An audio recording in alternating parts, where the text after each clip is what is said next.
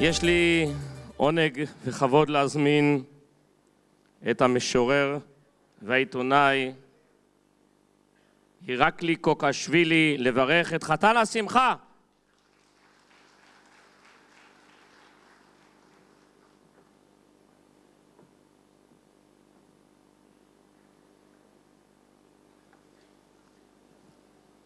ირაკლის თეთრი ძმები აქვთ, არ გეგონოთ რომ მოხუცდა. ძალზე ძნელია ასეთი შესავლის მერე გამოსვლა, მაგრამ მაინც გავვედავ. მოგესალმებით, პატივისცემულო საზოგადოება. უპირველეს ყოვლისა მოგილოცავთ მომავალ პესახს. სიკეთე და მშვიდობა მისურვებია თითოეული თქვენთაგანისათვის, ყოველი ებრაელისათვის, სადაც არ უნდა ცხოვრობდეს იგი. აქეთ რომ მოვდიოდი, გზაში ეს ტრიქონები ამეკვიათა. დრო მიქრის და იმის ზბოლას ჩვენც მივყვებით, წლებს გვიმატებს და თანდათან ჩივის გულიც. თვალწინ დგება გარდასული სიყმაწვილე, თამამად რომ მივყვებოდით იმის ბილიქს. რაც დავთესეთ, მას მოვიმკით საბოლოოდ, ბუხას ხშირად მიუჯდებით წელში მოხრით, მოვიგონებთ გარდასული წლების ამბებს, გაუყვებით კბილოცნებებს კურცხლის დენით. ყველას რაღაც შეცოდება მწამს გვამძიმებს.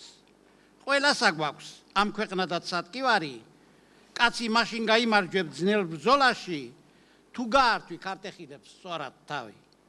გამარჯვებული კაცის ზეიმია დღევანდელი საიუბილეო საღამო და მოხარული ვარ, რომ საშუალება მეძლევა ორიოდე სიტყვა ვთქვა ადამიანზე, რომელიც საქართველოდან ისრაელში ამოსული ებრაელობის მამა-პაპათა სამშობლოში დაფუძნების ცოცხალი მატიანია. განვლილი 40 წლის მანძილზე არ მომხდარა არც ერთი მნიშვნელოვანი მოვლენა ისრაელში, რომელშიც აქტიური მონაწილეობა არ მიეღოს და თავისი საქმიანი, გაბედული სიტყვა არ ეთქვას კაცს, მებრძოლს, ერისათვის, თემისათვის მუდამ ხმარ შემართულს, რომლის სახელიც ნამდვილად გასცდა ისრაელისა და საქართველოს ფარგლებს. ბათუმიდან ისრაელში ამოსულ ამ კულაშელ ებრაელს იცნობენ ესპანეთსა და ჩეხეთში, პარიზსა და ბონში, ნიუ-იორკსა და თბილისში. აბრაამ საპირი კაცია, რომელმაც ჯერ კიდევ ბავშვობის ასაკიდან შეიცნო, რომ შრომისა და ოფლის ღვრის, სწავლისა და ცოდნის გარეშე არ შეიძლება და არც მოხდება მომავლის შენება. ეს მიზანი უკაფავდა მას ცხოვრების გზას საქართველოში, სადაც გაატარა ბავშვობისა და ყმაწვილკაცობის საუკეთესო წლები, სადაც შეიყვარა რუსთაველისა და აკაკის ენა, სადაც შექმნა ოჯახი, სადაც დაუმეგობრდა სტუმართმოყვარე და გამჯე ქართველი ხალხის საუკეთესო შვილებს. მაგრამ უპირველეს ყოვლისა, აბრაამ საპირი არის თავისი ხალხის გვიძლის შვილი, ებრაული სულის კვეთებით, ებრაულ ადათ-წესებსა და ტრადიციებზე აღზრდილი, ამ ტრადიციების გამტარებელი, დამცველი და აქტიური პროპაგანდისტი. მის შინაარსიან გამოსვლებს ამერიკასა თუ ისრაელში, არც თუ იშვიათად ინტერესითა და გულისყურით ისმენენ გამოჩენილი მეცნიერები, პროფესორები და საზოგადო მოღვაწენი, ხელოვნებისა და კულტურის წარმომადგენელნი, უბრალო მშრომელები და ყოველთვის მოხიბლული რჩებიან აბრაამის მჭერმეტყველებით, ორატორული ნიჭით, საკითხის ცოდნით, ებრაული ისტორიის სიღრმისეული გააზრებით. არც მალავეთ თავიანთ კმაყოფილებას ამასთან დაკავშირებით, რაც თვალნათლივ გამოჩნდა კიდეც მათ აურაცხელ გულთბილ მილოცვებში. აბრაამ საოცრად უხარია, რომ ჩვენი თემის ახალგაზრდობა ისრაელის საზოგადოების სისხლცეული ნაწილი გახდა. თავს იჩენს ყველგან სწავლის, შრომისა თუ სპორტის ფრონტზე, თუ სხვადასხვა საზოგადოებრივ პოლიტიკურ ასპარეზზე, თუმცა გულის წყდება, რომ ისინი თავიანთ ფესვებს დასცილდნენ. ხაზგასასმელია, რომ აბრაამ საპირი მუდამ თემის ინტერესებისა და რაჯოზე ფხიზლად მდგარი პიროვნებაა და დღესაც შესაძლებლობის ფარგლებში მისი ინტერესების დაცვისათვის იბრძვის. აბრაამ საპირმა დიდი ალიის მძიმე პერიოდში საქართველოდან ამოსულ ებრაელობას გზა გაუნათა და დააკვალიანა, მრავალ მათგანს გაუწოდა დახმარების ხელი. მან წარმოაჩინა და ცხოვრების აღზრდისა თემის სახელოვან შვილებს, მწერლებს, პოეტებს, მხატვრებს, თეატრალურ და მხატვრულ მუსიკალურ კოლექტივებს.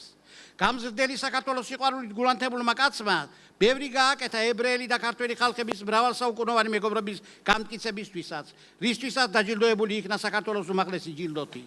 დღესაც ამ მეგობრობის სადარაჯოზე დგას და ფხიზლად ადევნებს თვალს მსოფლიოში ამ უნიკალურ მეგობრობას ხინჯი არ შეეპაროს. აბრაამი მამა-პაპათა მიწაწყლის თაყვანის მცემელი და ამოსვლის დღიდან მის დამცველთა რიგებში მდგომია. მონაწილეობდა და საკმაოდ აქტიურადაც შეუპოვრა ტყიფურისა და ლივანის ომებში. მის მიერ განვლილი მთელი ცხოვრება ეს ბრძოლისა და შრომის გზაა და ამ გზაზე იაკობ გოლანის თქმის არ იყოს მოთმინებით და მისით ახურებდა ზღვას და გზადაგზა კბილებით ნაცრეთს კლდეებს ისროდა ნაომარი. ამასთან ერთად აბრაამი ოჯახის მამოძრავებელი, ბურჯი, საუკეთესო მეუღლე და სასახილო შვილების აღზრდელიცა, მწერალიცა, პუბლიცისტიც, საზოგადო მოღვაწეც, რომელმაც სახელმწიფოებრივ თანამდებობებზეც გამოიჩინა თავი. ერთი სიტყვით, ცნობილი პოეტისა და საზოგადო მოღვაწის იოსებ კრიხელის სიტყვებით რომ თქვა, ყოველივე რომ აღწერო, რაც მასზეა დასაწერი, დიდი კალათაბ ექნება ლერწმის წნელით დასაწნელი.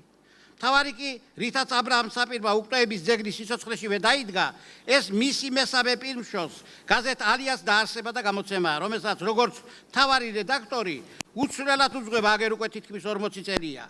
ეს სულიერი საზდო იყო ჩვენი თემის შვილებისათვის. ამ გაზეთის გამოცემით აბრაამმა ცნობილი პოეტი ქალის ნანა შაბათაშვილი დავარის სიტყვებით რომ თქვათ, მეხრეობაც იკისრა და მეყვალეობაც. შეაღორა ჩვენი თემის შვილთა ოჯახის კარებები, გაანათლა ისინი და დამუნჯევულებს სული მოათქმევინა. აქ არ შეიძლება არ გავიხსენოთ ცნობილი ქუთათური ჟურნალისტის ალეკო შენგელიას მნიშვნელოვანი ნათქვამიც. მე ახლა ისეთ ასაკში ვარ, რომ შემთხვევით არც არაფერს ვამბობ, არც არაფერს ვწერ და არც არაფერს ვაკეთებ. მით უფრო რომ უძველესი ჩვენებური სიბრძნეთ შემაგონებს, ვიდრე არ დაიმსახურებს, აბრაამს ნურავი შეარქმეო. საოცრად ღრმა საუკუნოვანი მეგობრობისას დაბადებული ეს სიბრძნე. მე და ჩემმა ყველა იმ კოლეგამ, ვისაც პრესაში მუშაობისას თუნდაც ერთი ფუტი მაინც შეგვიჭამია, ზედმიწევნით ვიცით რას ნიშნავს 40 წლის განმავლობაში ისრაელში გამომავალი ქართულენოვანი გაზეთის რედაქტორობა. თუ დღეს გაზეთი კვლავ ცოცხლობს, ეს ამ ქარტეხილებში დაბრძენებული ადამიანის დამსახურებაა. ახლა ვლაპარაკობ ამას და არ მინდა აქ დამსწრეს საზოგადოება, მისი გამიგოს თითქოს გუნდრუგს უკმევდე იუბილარს, თუმცა ამ დროს ქებას უძღვნიან ხოლმე მას, მაგრამ ჩემი სიდიდისის წინაშე მართალი რომ ვიყო, არც იმას დავმალავ. აბრამი უაღრესად მრავალმხრივ ამავე დროს საოცრად რთული პიროვნებაცაა. ამიტომ მისი პიროვნების შესწავლას დაფიქრების სჭირდება სიღრმისეული განხილვა. მასზე დიამეტრალურად საწინააღმდეგო მოსაზრებებსაც კი გამოთქვამენ. კარგსაც ამბობენ და ცუდსაც, მართალსაც და მოგონილსაც. ზოგს მიაჩნია, რომ იგი ზედმეტად ამბიციური, ამპარტავარი და პატივმოყვარია. ზოგი ამბობს ჯიუტი და ჭირვეულია. ზოგსაც მისი წერილების სიმწვავე აღიზიანებს, ზოგს ქებით საშიახავს. რომელია ამათგან მართალი და ეს პირუთვნელმა მსმენელმა განსაჯოს. მე კი ასე ვიტყოდი. დღეს აბრაამს პატივმოყვარეობა როდი ამოძრაებს, ან ლიდერობისაკენ როდი ისწრაფვის, უბრალოდ სურს, რომ მის აზრსაც ყურადღება მიექცეს. იქნებ არის მასში საღიმარცვალი, იქნებ შენობა უფრო მყარი და ლამაზი გამოვიდეს ამ აზრის გათვალისწინებით. ისიც მართალია და ვეთანხმები ბევრს, რომ მოზომილ მოწონილი ჯობია ყველაფერი. კრიტიკაშიც უნდა იგრძნობოდეს ადამიანისადმი სითბო, პატივისცემა, რიდიცა და სიყვარულიც. მაშინ მას ასე მწვავედ არ აღიქვამენ. განსხვავება სიმართლეს და სიმართლეს შორის. განსხვავება გაგებას და გაგებას შორის. ზოგს წვიმა მოსწონს, ზოგს ქარი და ზოგს კიდევ დარი, მესმის ძნელია რომ ყველასთვის ააწყო ქნარი. მიტომ ამბობენ, სიმართლის მთქმელს წუთის სოფელში ცხენი შეკაზმულ უნდა ხავდეს ყოველთვის თურმე, მაინც ჯობია მოზომილი გვექნეს ქმედება, ეს მოგვამაღლებს, აგვაცილებს ის გზას ამრუდეს. ასეთ ადამიანებს, ჩემის აზრით, ვერჩი უნდა ვიყენებდეთ, მის პოტენციალს უნდა ვიყენებდეთ აგრეთვე და ამასთან უნდა ვაფასებდეთ. და ამ ხრივ მეტად მისასალმებელია, რომ დღევანდელი საიუბილეო ზეიმის ორგანიზაციის საქმეში აშდოდის მერია, მისი ქალაქის მერის, იეხი ლასლის და ჩვენი თემის თავკაცის, მუნიციპალიტეტის წევრ ბატონ მოშე ბოთერაშვილის თაოსნობით ხარში ამოუდგნენ აბრაამ საპირს და დაანახეს, რომ აშდოდს მისი დამსახურება და მრავალმხრივი მოღვაწეობა არ დავიწყნია. დღესაც ერის თემის კეთილდღეობისაკენაა მიმართული აბრაამის ცხოვრების ყოველი დღე. ნაყოფიერია მისი შემოქმედებითი მოღვაწეობაც. ნახეთ, რამდენი საინტერესო ნაშრომი გამოსცა თუ გინდა ბოლო 2 წელიწადში. თავისი განუმეორებელი ხიბლი ახლავს თუ და მის მიერ მოწყობილ საღამო კონცერტებს თუ პრეზენტაციებს. ყველგან და ყველაფერში ის მისთვის უცხოა პირფერობა და მაამებლობა, რამაც ასე დაგვირია ხელი. სწორედ ასეთი მრავალმხრივი ნაყოფიერი საქმიანობით დაიკავა ა ブラ ამმა ღირსეული ადგილი ისრაელის საზოგადოებაში. სწორედ ამიტომ იყო, რომ მისი 70 წლის იუბილე 100 აღთქმებით აღინიშნა რეხოთის სალოცავში გასულ შაბათს. ასე რომ გვინდა თუ არ გვინდა, გვიყვარს თუ გძულს, მოგწონს თუ არა, ამ უაღრესად კოლორიტულმა ფიგურამ თავისი ადგილი უკვე დაიმკვიდრა ისრაელის ისტორიაში. რისი თვალსაჩინო მაგალითიც ისაა, რომ ის პირველი ქართველი ებრაელი, საქართველოდან ამოსული ებრაელია, რომელიც შეყვანილი იქნა ისრაელის სახელმწიფოს დაარსების 50-ე საიუბილეო წლის აღსანიშნავად გამოშვებულ კერენ კაიემეთის ოქროს წიგნში და მას ამ წიგნში მთელი 2 გვერდი დაეთმო. ბატონო ა ブラ თქვენთვის მეტად ამ სამახსოვრო საიუბილეო დღეს გულწრფელად უერთდები ყველას, ვინც გილოცავთ დაბადებიდან 70 და საზოგადოებრივი მოღვაწეობის 50 წელს. ამერიკიდან თუ ევროპის ქვეყნებიდან, საქართველოდან თუ ისრაელიდან და პირადად თქვენს მეუღლეს ქალბატონ სიმას, რომელიც მუდამ მხარში გიდგათ გაჭირვებისა თუ დალხინების ჟამს, თქვენი მრავალრიცხოვანი ოჯახის წევრებს გისურვებთ ღრგზელობას, სიკეთესა და ბედნიერებას, როგორც პირად, ასევე საზოგადოებრივ შემოქმედებით საქმიანობაში. საიუბილეო ზეიმზე ნათქვამია ცარიერი ხელით არ მიდიანო. ვიცოდი რა ეს, დიდხანს ვფიქრობდი რა ესახსოვრა თქვენთვის ისეთი, რომელიც დაგაინტერესებდათ. მართალია სულ ახლახან თქვენი დახმარებით, დაფინანსებითა და ძალისხმევით გამოიცა თქვენი ცხოვრების ამსახველის საკმაოდ სქელტანიანი წიგნი ცხოვრება კაცისა, რომელიც იხილა ფართო მკითხველმა საზოგადოებამ და ალბათ პირუთვნელ შეფასებასაც მისცემს მას, მაგრამ ეს უკვე მაინც წარსული საქმეა. ხელწარიერი მოსვლა ამ საღამოზე არ მინდოდა. ამ ფიქრში გამახსენდა გაზეთში გამოქვეყნებული ჩემი წერილიდან ერთი ნაწყვეტი. ა ブラ ამმა ცხოვრებაში იმდენი სიმწარე და ქარტეხილი გადაიტანა, მის ადგილზე ბევრი ჩაიქნევდა ხელს და მიატოვებდა ყველასა და ყველაფერს, მაგრამ როდესაც კაცს გიყვარს შენი ერი, შენში ანთია ეროვნული სული და პატრიოტიზმი, როცა საოცარი გამძლეობისა და ჭირთათმენის უნარი გაქვს, აზროვნება და გონება გიჭრის, ძნელია შენ საუკუნეებში გამოვლილ ადათ-წესებსა და ტრადიციებს განუდგე. გამახსენდა ეს და ჩემთვის ნათელი გახდა ყველაფერი. სწრაფად მოვიძიე ამ ცოტა ხნის წინათ გამოცემული ჩემი სამწიგნეული, ვინ ვართ, საიდან მოვსულ ვართ. ვინძლო ამ სამწიგნეულმა, რომელშიც ებრაელი ერის მოკლე ისტორიის გარდა პირველად იქნა აღჟღერებული ქართულ ენაზე კაცობრიობის უდიდესი საუნჯე თორა და ებრაული ხალხური ზეპირსიტყვიერების უძვირფასესი ნიმუშები დაგაინტერესოს. ვინ იცის, იქნებ შიგ ბევრი თქვენთვის საინტერესო და საჭირო მასალაც მოიძიოთ. და ეკვლავ დიდხანს ისმოდეს თემში თქვენი მჭექარე მართალი ხმა. ეს მეტად მნიშვნელოვანია დღეს ქარტეხილებითა და ათასგვარი მოულოდნელობებით აღსავსე ეპოქაში, როდესაც მსოფლიოში ანტისემიტიზმი მძლავრობს, როცა უდანაშაულო ებრაელი ბავშვების სისხლს ხვდიან ტერორისტები, რისი თვალსაჩინო მაგალითის საფრანგეთის ქალაქ ტულუსში მომხდარი ტერორი იყო, როცა კასამებსა და გრადების წვიმა აწყდება ისრაელის ქალაქებსა და დასახლებებს. მხოლოდ ერთობა, ურთიერთთანადგობა და სიყვარული თუ გადაგვარჩენს. გაგიცვეთია წლები მრავალი, დაბრძენებული მოხვედი დღემდე. ქარტეხილები ქილიკი მტრობა, წარე შარბათიც გისვამს ბოლომდე. მაინც გაუძელ, ვერ ვინ გაგტეხა, სიმართლე იყო შენი გზამკვლელი, დღეს ყველა გიცნობს აქეთ თუ იქეთ, ებრაელიც და რუსიც, ქართველიც. გარჯა გიყვარს და ხალხის შვილი ხარ, მუდამ ოფსაღური მიზნით მოქმედებ, ალია შენი პირმშო გაზეთი სახესა გიხვეჭს, მიხჭევ ბოლომდე. წლები დაგატყვა, თუმცა არ იმჩნევ, სულით ძლიერ კაცს ვერავინ გაგტეხს, კვლავ დინჯად მიხჭევ დროების ქროლვას, თემს არ განუდგე, ფარად დაუდეგ. კაცრი ხარ, თუმცა გული გაქვს ბავშვის, მე დამინახავს სრემლით შენს თვალზე, პირდაპირ და ცოტა ჯიუტიც, მაგრამ მეგობარს არ გასვლის ხვაზე. ადამიანურ სისუსტეებს ხომ ნებისმიერში მონახავს კაცი, სიმართლისათვის უნდა მებრძოლო, იცი ხალატის დაძმასი. და ზამთრებაზე არას თქვა რამე, ჯერ ადრე არის თემს დღეს სჭირდები, კვლავი მოქმედე, სწერე, შექმენი, თუ იმოძრაე, არ დაბერდები. დღეს 70 ზეიმო ბაბრა, ხალხი გილოცავს, იყავ დღეგრძელი, ოჯახის ფუძევ, სულით ძლიერო, არ დაგეკარგოს შენი სახელი. მრავალჟამიერ ბატონო.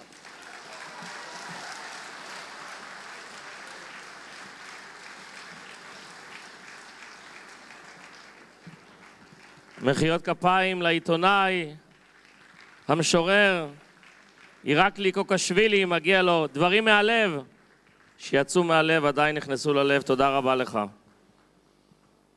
מוריי ורבותיי, משפחת חוטובלי, משפחה אהובה מאוד בעיר רחובות, אהובה עליי ואהובה בוודאי על אברהם ספיר, שבזכותם זכיתי להכיר אותך אברהם. יש להם בת שמלבד זה שהיא מקדשת שם שמיים, היא דואגת בכנסת לעם ישראל, לארץ ישראל ותורת ישראל ולמעמד האישה.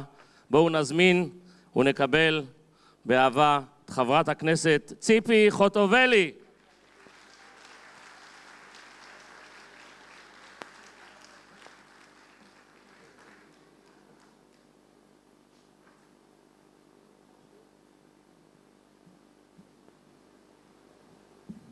שלום לכולם, חג שמח, יום הולדת שמח. בניגוד לציפיות, אני אמנם פוליטיקאית, אבל אני אדבר קצר. מה שבעיקר חשוב לי להגיד בערב הכל כך מרגש הזה, זה דבר אחד. אברהם ספיר, לא סתם הוא נולד ערב פסח, ולא סתם הוא הטריח את כולם, אני אגיד לכם את האמת, לדעתי הוא נתן לכם מתנה. להפסיק לנקות וקצת לחשוב על דברים אחרים חוץ מהניקיונות לפסח. הוא נתן לנו מתנה יפה בזה שהוא מסמל את הדור החלוץ שיצא ממצרים.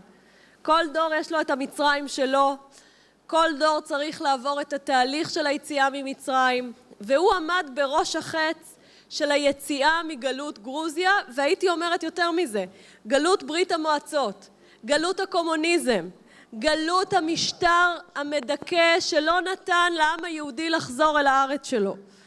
והוא עמד בראש החץ ולא הסתפק בלעלות לארץ. יש אנשים שיגידו, אני עשיתי צעד חשוב, עליתי לארץ, הבאתי לכאן את המשפחה שלי. הוא המשיך לאורך כל הדרך לעמוד בראש החזית, ולא הרפא לרגע מהבשורה שהייתה לו. הוא הבין שיש לו שליחות. וכאיש של שליחות, אני רוצה לומר שההבדל המרכזי בעיניי בין מדינה קומוניסטית לבין מדינה שהיא מדינה חופשית, אנחנו חוגגים את חג החירות. בשבילנו הערך היסודי ביותר כשעם ישראל נולד הוא הערך של החופש, הערך של החירות. חירות של מדינה נמדדת בשלושה דברים. הדבר הראשון הוא עיתונות חופשית. כולם יודעים מה שווה העיתונות במדינות קומוניסטיות. אף אחד לא מאמין למה שכתוב בעיתון. אז קודם כל אל תאמינו גם למה שכתוב בעיתונים ישראלים, אני כבר אומרת לכם.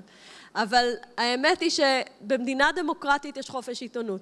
הדבר השני הוא אמון במערכת הפוליטית. מיותר לציין שבסוריה, ואתם יודעים מה, אפילו ברוסיה, אין משמעות גדולה לבחירות. במדינת ישראל יש אפשרות להחליף שלטון. המנהיגים נבחנים יום יום במעשים שלהם. דמוקרטיה זה קודם כל הזכות של העם לבחור את המנהיגים, וזאת הפוליטיקה. והדבר השלישי, לא פחות חשוב, זה הרוח. ואברהם ספיר בעיניי הוא מסמל את היכולת להיכנס לכל אחד מהתחומים האלה. להיכנס עמוק אל תוך הקמת עיתון, זה לא רק להיות עיתונאי, זה להקים עיתון שהיה שופר של דור שלם שניזון דרך העיתון מחדשות, מדברי תורה, מדברים שנאמרים שם, מסיפורים, מאלף ואחד דברים שהעיתונות שהוא ייצר הביאה לדור הזה את היכולת להיות מעודכן ולהיות מחובר למה שקורה במדינת ישראל.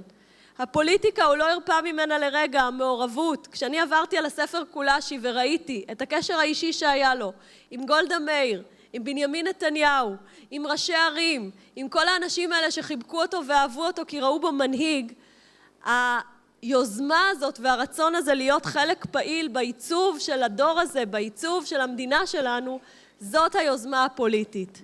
ואתה תתפלא אברהם, כי יש לי חדשות בשבילך, עם כמה שהטבעת חותם בנושא של העיתונות ובנושא הפוליטי, אני חושבת שהטבעת החותם החשובה ביותר, דווקא בשביל הדור הצעיר, היא הטבעת החותם הרוחנית שלך, מבחינת ההיסטוריה שאתה תיעדת. אין לעדה הגרוזינית, אני חוזרת ואומרת, אין אדם שתיעד, והוא הביוגרף החי של העדה הנפלאה הזאת, העדה הציונית הזאת, כמו אברהם ספיר, ותמחאו לו כפיים על המפעל הגדול הזה.